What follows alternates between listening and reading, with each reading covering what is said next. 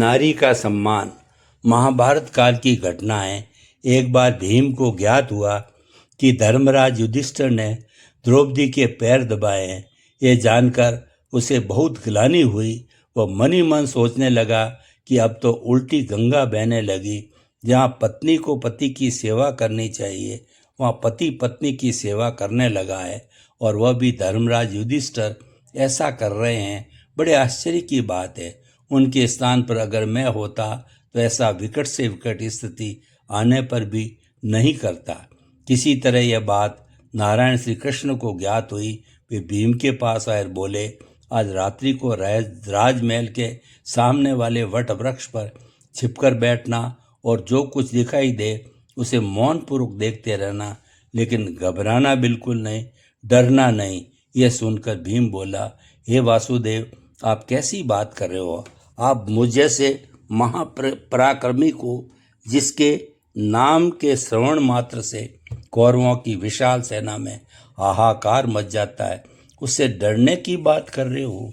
भीम की ये अहंकार भरी बातें सुनकर श्री कृष्ण मुस्कुराते हुए वहाँ से चले गए। रात्रि को भीम वट वृक्ष पर बैठा। मध्य रात्रि के बाद उसे वहाँ विचित्र एवं नए नए चमत्कार दिखाई देने लगे। एक तेजस्वी व्यक्ति आया और उसने सामने की भूमि को स्वच्छ किया। फिर वरुण देव ने उस पर जल छिड़का। विश्वकर्मा के कारीगरों ने आकर मंडप और सिंहासनों की व्यवस्था कर उन्हें सुसज्जित किया। धीरे धीरे करके एक एक द्वारपाल उपस्थित हुए। फिर शुक्र, वामदेव, व्यास, नारद, इंद्रादि देवों का आगमन हुआ और वे सब यथाक्रम अपने अपने आसन पर विराजमान हो गए। इतने में से ही उसे चारों पांडव भी वहां आते हुए दिखाई दिए और उन्होंने भी वहां आसन ग्रहण किया। भीम यह देखकर चकित हुआ कि इन सब के आसन ग्रहण करने के पश्चात राज सिंहासन अभी खाली है, और इतने में ही उसे एक तेजस्वी नारी आती दिखाई दी। उसे देखते ही सारे देवता, ऋषि, मुनि और वहां उपस्थित सभी लोग उसके सम्मान में खड़े हो गए। उस स्त्री के केश खुले हुए थे और भूमि को स्पर्श कर रहे थे। उसके हाथों में त्रिशूल, फरसा, तलवार आदि शस्त्र थे और उसने सिर पर मुकुट धारण किया हुआ था। उसके सिंहासन पर बैठते ही वहां उपस्थित सभी ने जय जयकार किया। भीम ने मन ही मन सोचा कि शायद स्त्री माँ माया है, लेकिन जब उसने सूक्ष्मता से निरीक्षण किया तो उसे स्पष्ट ज्ञात हो गया कि वह स्त्री और कोई नहीं वरन द्रौपदी है। द्रौपदी ने उपस्थित सभी देवताओं से कुशल क्षेम पूछा और फिर यम से पूछा कि आप कितने घड़े भरकर लाए हो।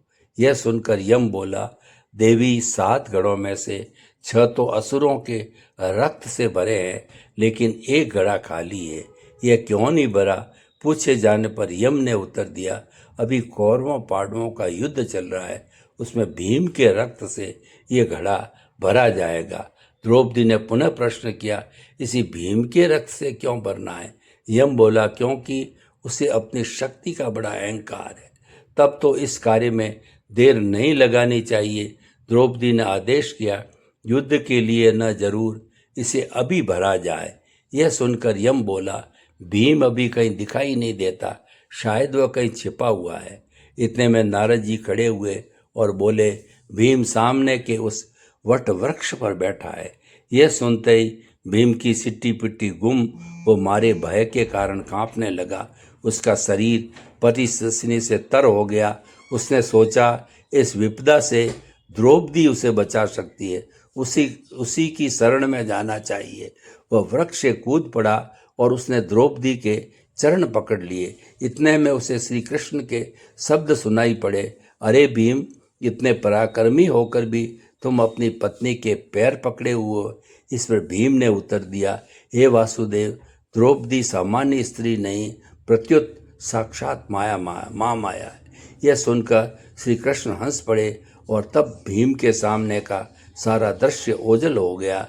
न तो वहाँ सिंहासन था, न द्रौपदी, न देवता मुनि सामने, केवल श्री कृष्ण मुस्कुरा रहे थे।